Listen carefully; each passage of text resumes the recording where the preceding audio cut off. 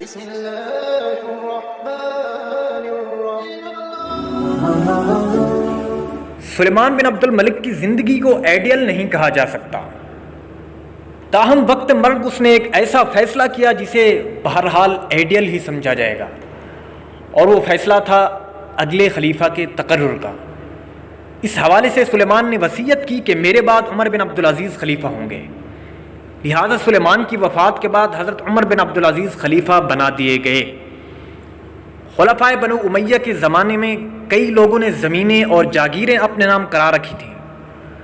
حضرت عمر بن عبدالعزیز نے سب قبضوں کو چھڑایا اور ان جاگیرداروں سے ان کی جاگیریں چھین کر بیت المال میں جمع کرا دیں۔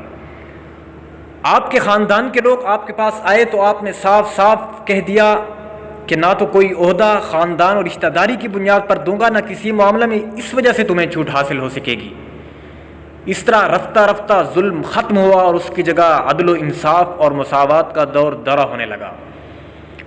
آپ نے اپنے دور خلافت میں بیرونی فتوحات سے زیادہ داخلی اصلاحات کی طرف اپنی توجہ رکھی۔